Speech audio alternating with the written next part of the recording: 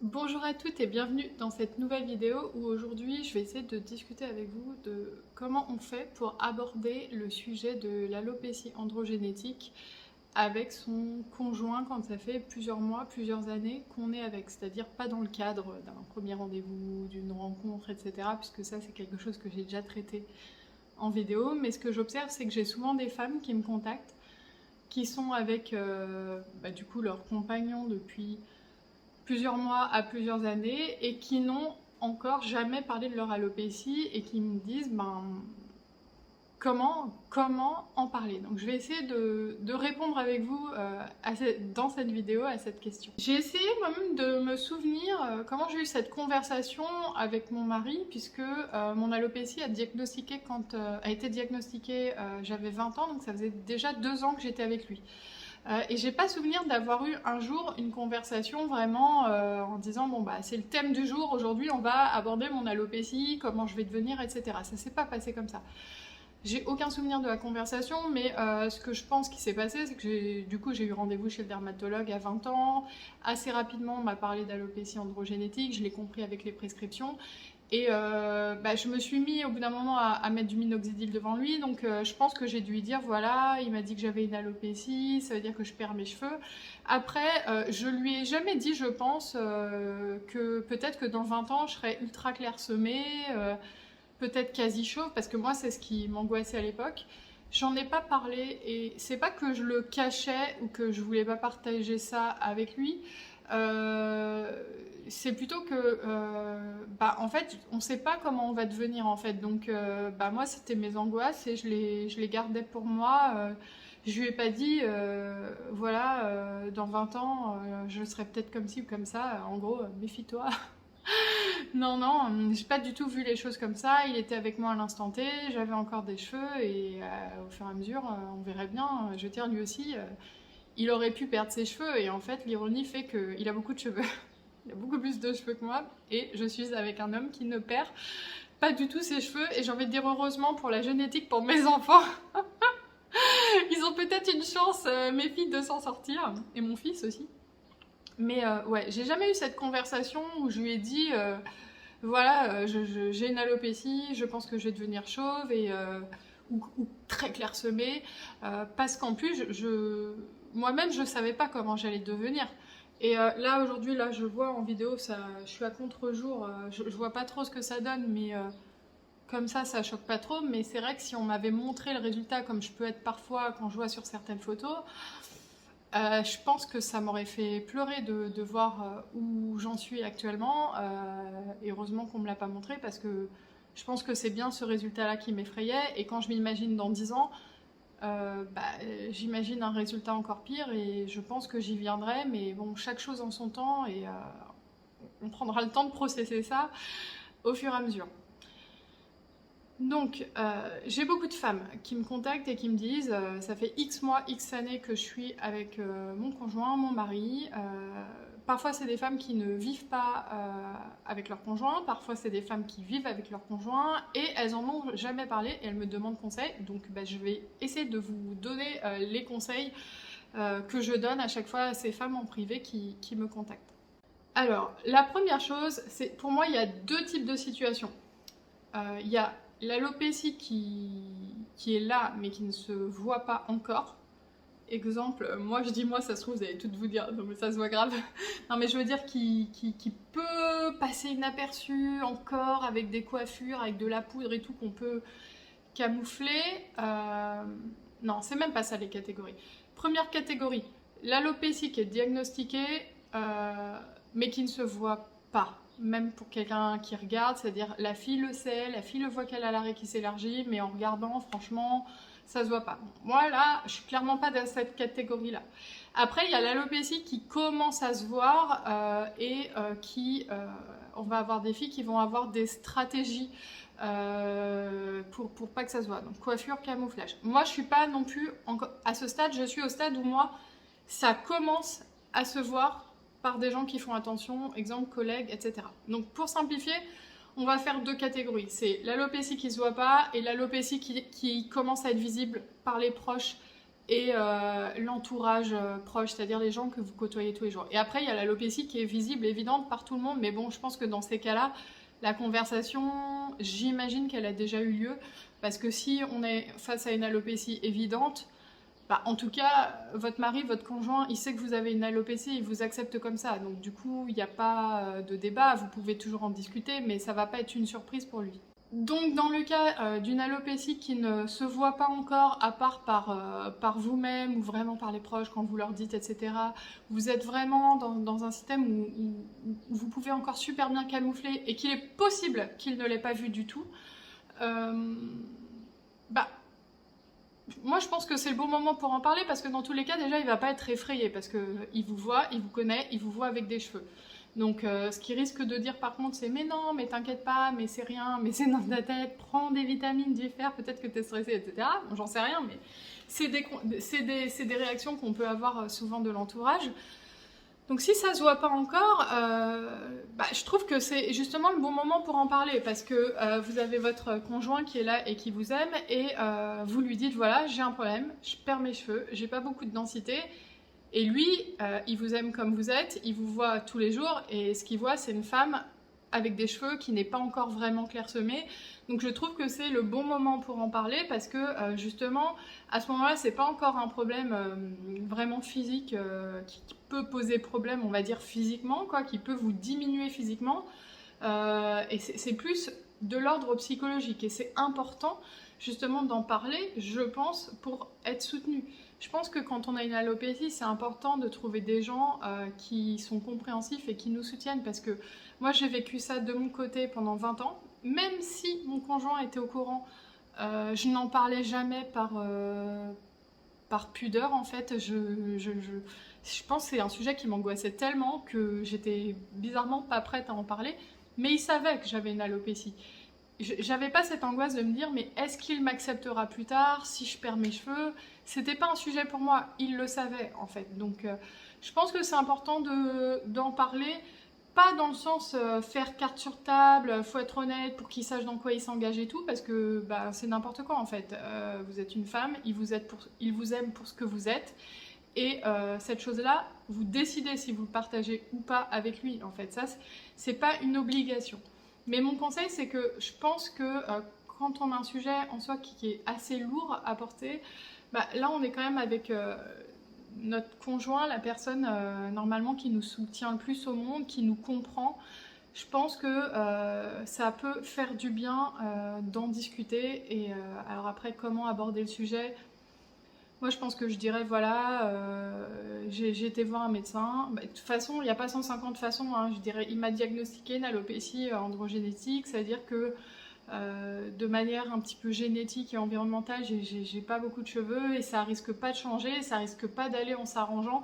Probablement que dans une dizaine d'années, je serai clairsemée et c'est une grande source d'angoisse pour moi. Voilà, je dirais ça. Et là, il y a une discussion qui s'amorce en fait. Mais pour moi, il n'y a pas d'autre moyen. Enfin, ça sert à rien de tourner autour du pot, quoi. Il faut dire les choses clairement. Vous avez une pathologie et voilà, il n'y a pas besoin d'aller rentrer dans des trucs, de dire voilà, j'ai peu de densité, mais peut-être ça va repousser, etc. Non, vous avez une alopécie androgénétique, ça va pas aller en s'arrangeant. Peut-être qu'un jour vous serez très clairsemé, peut-être pas, on ne sait pas comment ça évolue, ça dépend des femmes. Mais actuellement, c'est une grande source de complexe pour vous. C'est compliqué à gérer psychologiquement et vous avez besoin de vous sentir soutenu. Donc je pense que c'est la manière dont je le dirais. Maintenant, pour les femmes qui sont dans une situation où ça se voit. Exemple, moi, je veux dire, mon conjoint, mon mari, il peut pas passer à côté. Enfin, je veux dire, ok, avec la poudre et tout, voilà. Il y a des femmes aussi souvent qui me disent ça, qui se mettent de la poudre, qui me disent, oui, mais j'arrive à faire en sorte que ça se voit pas parce qu'en fait, je mets de la poudre et je fais des coiffures, etc., etc., etc. Je veux bien vous croire hein, que pour les collègues, etc., ça se voit pas. Mais là, on parle de la personne qui partage votre vie. Si elle est un minimum observatrice, si vraiment vous avez une perte de densité du niveau de la mienne ou même un peu moins, avec, en gros, si vous avez, votre crâne, il est réellement clairsemé et que ça commence à se voir, ok, vous faites des coiffures, ok, vous mettez de la poudre densifiante, mais là, on parle de quelqu'un qui partage votre vie, qui a une relation avec vous depuis plusieurs années, même si vous ne vivez pas avec. s'il est un minimum observateur, il devrait l'avoir vu. Donc c'est quelque chose qu'il a intégré. Il va certainement pas s'être dit ma femme elle a une alopécie androgénétique, peut-être qu'il s'est rien dit, mais inconsciemment il sait qu'il est avec une femme qui n'a pas une chevelure dense en fait. Ça, il l'a intégré et il le sait. Même si vous mettez de la poudre, même si vous camouflez avec les coiffures, c'est quelque chose qu'il a intégré. Donc pour moi, en parler, ça met juste des mots sur ce qu'il a déjà vu. Et en l'occurrence, il vous accepte comme ça, puisqu'il est en relation avec vous. Donc c'est juste mettre des mots et dire voilà, j'ai pas beaucoup de densité, je mets de la poudre, je fais ci, je fais ça. C'est parce que j'ai une alopécie androgénétique, c'est quelque chose qui me complexe et je ne sais pas dans 10 ans à quel stade j'en serai, mais bon, certainement que je serai un peu plus clairsemée. Après, je vous déconseille de partir dans des trucs catastrophiques, genre je serai chauve, etc. Parce que bah, déjà, c'est pas forcément vrai. On ne sait pas comment on va devenir, donc c'est pas la peine de dépeindre quelque chose qui pourrait éventuellement faire peur à un homme. Mais après, il y a aussi des femmes qui deviennent chauves. Il y a des femmes qui sont chauves depuis qu'elles sont toutes jeunes. Moi, j'en vois, je pense à Elodie sur Instagram. Elles sont magnifiques et elles ont des maris, elles sont épanouies, elles ont une vie de femme épanouie, elles peuvent après avoir des enfants. Enfin, il y en a plein Instagram, des femmes qui sont complètement chauves et qui réussissent leur vie. Donc même si vous deviez devenir comme ça implique pas que tous les hommes vont déserter et ne vont plus s'intéresser à vous. Heureusement que non. Maintenant, si vous avez un conjoint et que vous lui dites voilà, j'ai une alopécie, t'as vu, je perds mes cheveux, je pense que c'est pas utile de lui faire peur avec des scénarios catastrophiques qui n'arriveront peut-être jamais. Moi, comme je vous ai dit, mon alopécie là, aujourd'hui, elle fait pas plaisir à voir. Bon là, ça choque pas, mais ça dépend comment je me coiffe, etc. Ben, peut-être que dans 10 ans, ça sera pire, mais je vais pas aller montrer des photos de femmes quasi chauves à mon mari et lui dire voilà, je serai sûrement comme ça. En fait, on ne sait pas et on verra bien. Et de toute façon, en vieillissant, hein, moi j'ai pris du poids, on change tous et pas forcément toujours dans le bon sens. Donc c'est ça aussi, être en couple. Hein. Moi, mon mari, il était mieux il y a 20 ans que maintenant. Ne regarde pas mes vidéos, mais je veux dire, bah, quand on prend de l'âge, ça va pas en s'arrangeant généralement le physique. Donc ça sert à rien d'aller lui faire peur, quoi. Mais je pense que vraiment c'est quelque chose d'important d'en parler parce que moi j'ai déjà vu une femme un jour qui elle m'avait acheté un volumateur, mais genre secrètement. Elle avait retiré de l'argent en liquide, c'était à l'époque où je recevais parfois chez moi quand j'habitais à Noisy-le-Sec. Et je sais pas si elle regardera cette vidéo, cette dame-là. Peut-être. Mais bref, elle avait acheté de l'argent en liquide de son compte pour que son mari ne voit pas qu'elle s'achète un volumateur parce que ça faisait 6 ans qu'elle portait un volumateur et qu'elle lui cachait au quotidien alors qu'elle vivait avec. Et franchement, enfin, moi je trouve ça un peu triste de se cacher à ce point dans l'intimité en fait parce que ça veut pas dire que on n'a pas le droit de garder une certaine pudeur, c'est-à-dire, moi j'ai eu une amie aussi qui me disait son mari, il la voit presque jamais sans perruque, parce que elle se sent vulnérable comme ça, donc elle la porte toute la journée, elle la retire au moment du coucher mais discrètement, elle se masque avec une serviette, etc. parce que elle voulait pas qu'il la voie comme ça, parce qu'elle se sentait vraiment dévalorisée par rapport à son alopécie. C'est une très jolie femme, cette amie-là, et je pense que pour elle, c'était compliqué de se montrer à ce point vulnérable. Moi, c'est vrai que je suis pas comme ça, parce que, mais bon, moi je suis l'extrême inverse, hein, je me montre, je pense que je suis en train de tuer mon couple en fait. Genre, pyjama, tout et tout, le pauvre. Il n'y a plus de glamour, hein, il n'y a plus du tout ça. Donc c'est vrai que c'est quelque chose que, bah, moi je suis pas dans ce truc là, mais je peux comprendre qu'on ait envie de maintenir un certain physique devant son conjoint et que par exemple on n'ait pas envie d'exposer son alopécie ou alors au dernier moment. Par contre, en arriver à cacher qu'on porte ça, bah, je trouve que c'est un peu dommage parce que bah, j'imagine tous les stratagèmes qu'il doit y avoir dans la vie au quotidien pour cacher qu'on a un volumateur quand on en porte sur sa tête. Et puis, bah, pour le coup, le conjoint ne doit pas être très observateur pour jamais l'avoir remarqué. Enfin, c'est comme cacher un amant, quoi. Ça doit être compliqué. Donc c'est vrai que voilà, moi je conseille pas ça, je conseille vraiment d'en parler et surtout plus que cette histoire de volumateur, parce que là je vous parle de volumateur, mais en fait les femmes qui me contactent, des fois elles n'ont pas de volumateur, elles me parlent juste de parler de leur alopécie. Vous avez quelque chose qui vous fait souffrir, qui vous fait peur, qui vous angoisse. Euh, un mari, un conjoint, un partenaire de vie, ça sert à ça en fait. Ça sert, selon moi, à avoir du soutien dans ces moments-là. Parce que sinon, ça sert à quoi? Enfin, je sais pas. À quoi ça sert sinon? Si ça nous apporte pas ça, je vois pas à quoi ça sert. Donc voilà, pour résumer, je pense qu'il faut aborder les choses simplement, en posant, en expliquant le diagnostic et en disant que voilà, globalement vous êtes clairsemé, que vous n'aurez jamais une grosse densité de cheveux et que vous ne savez pas comment ça allait devenir et que c'est une source de complexe et d'angoisse pour vous. Et ça, je pense que c'est important à dire pour qu'il y ait un minimum de soutien et que la personne comprenne que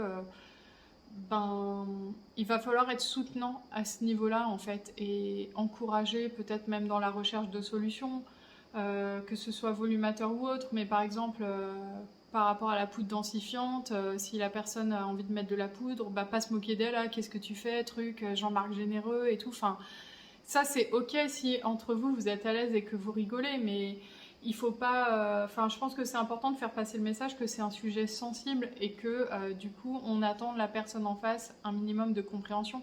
Et là, les conseils que je vous donne, ça va être valable aussi pour la famille, pour les amis.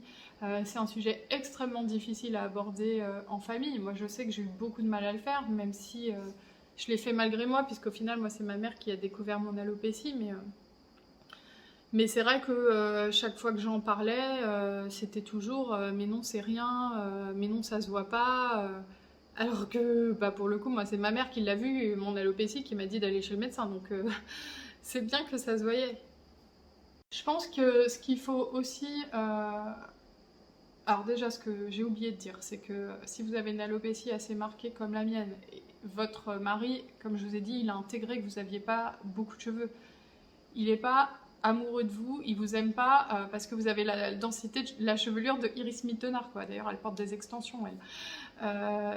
C'est pas pour ça qu'il vous aime, en fait. Donc en fait, il faut pas avoir l'impression qu'en tant que femme, vous ne valez plus rien parce que vous allez vous clairsemer progressivement ou parce que vous n'avez pas une belle chevelure. Un homme qui devient chauve, même si je pense que c'est aussi difficile à vivre pour un homme, il se dit pas, je pense, qu'il vaut plus rien pour sa femme en fait, juste parce qu'il perd ses cheveux. Bah, une femme c'est pareil, enfin physiquement c'est comme quelqu'un qui prendrait du poids. Est-ce que si vous verriez quelqu'un, un couple, une femme ou un homme qui prend du poids, est-ce qu'on va dire ah bah non, t'as pris 5, t'as pris 10 kilos, bah je te jette parce que physiquement t'es plus comme ce que je voulais. En fait les êtres humains c'est pas ça, un couple c'est pas ça. Donc vous avez vos faiblesses, vous avez des choses physiquement qui font que vous n'êtes pas parfaite dans les standards actuels de la société. Vous avez une faille comme tout être humain. Il y en a, ils vont avoir un problème aux dents. Il y en a, ils vont avoir, je sais pas, je dis n'importe quoi, beaucoup de poils. Vraiment, je dis n'importe quoi ou un surpoids. On a tous des faiblesses en fait, et on n'est pas des top modèles et on n'est pas là pour être des top modèles. Donc, votre mari, votre conjoint, votre partenaire de vie, s'il n'est pas trop bête, il comprend ça. Et s'il ne comprend pas ça, ben, j'ai envie de dire, ça fait le tri.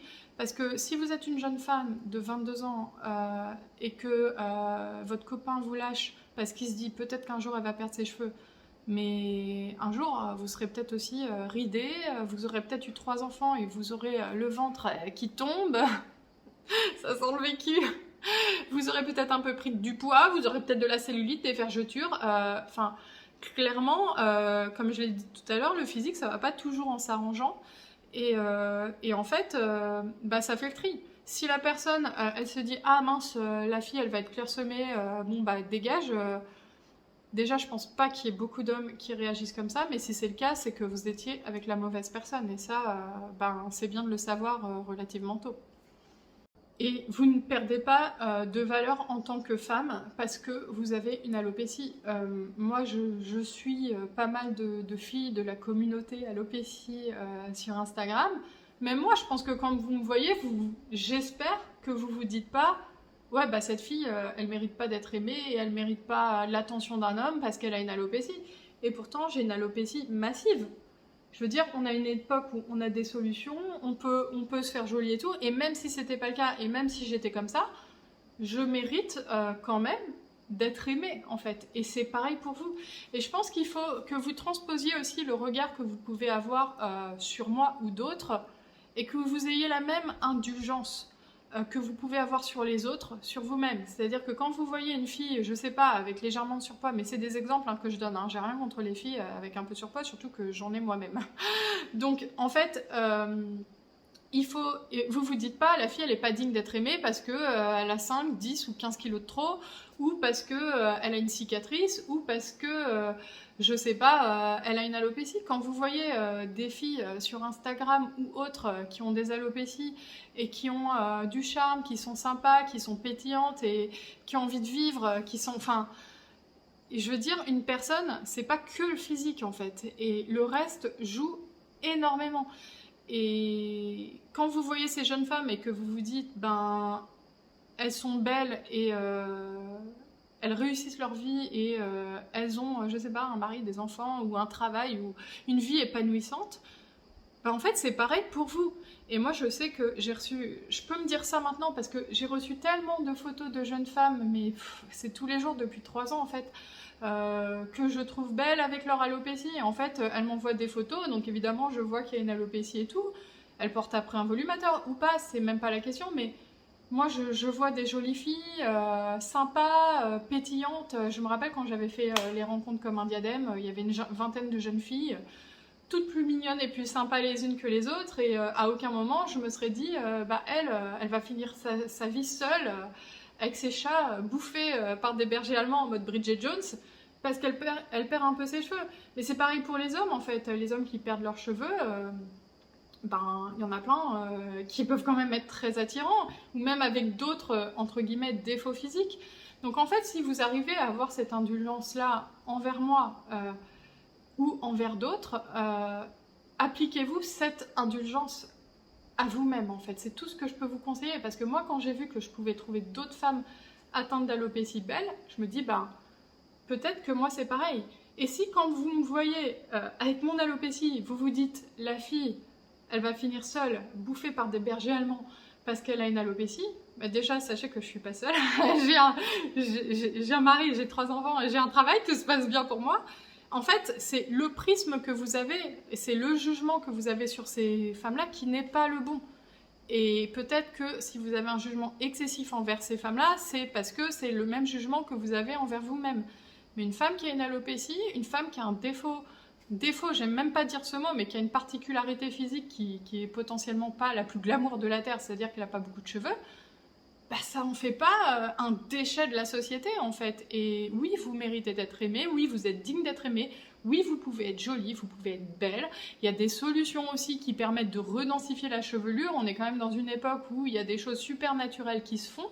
Donc, il n'y a pas de raison de déprimer, il n'y a surtout pas de raison de se dire que votre mari, votre conjoint, votre copain va vous lâcher dans 6 mois parce que vous perdez vos cheveux. Et encore une fois, s'il le fait, mais tant mieux, franchement. Tant mieux, fallait qu'il parte.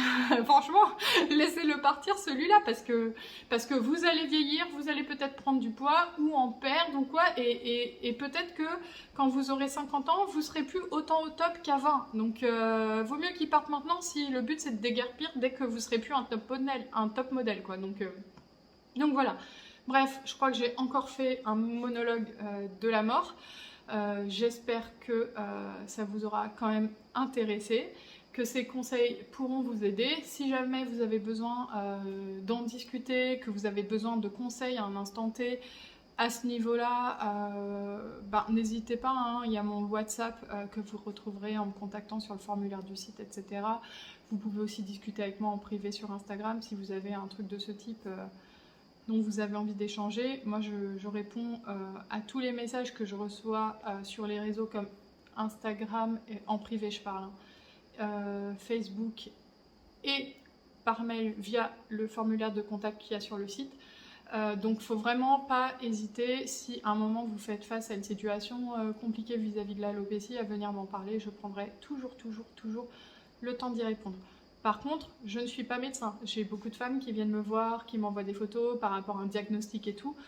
Moi, je peux juste vous dire si ça ressemble à une alopécie ou non, parce que ben, parfois je reçois des photos où vraiment je vois rien du tout. Donc je peux juste rassurer et dire écoute, moi je vois rien de spécial, mais la première chose que je vais vous conseiller, c'est plutôt d'aller voir déjà un dermatologue et d'être suivi pendant quelques mois. Je ne suis pas médecin, je n'ai pas envie de l'être, ça n'est pas ma vocation. Donc, donc voilà, mais pour tout ce qui est question par rapport à la gestion des réactions de l'entourage, etc., faut pas hésiter.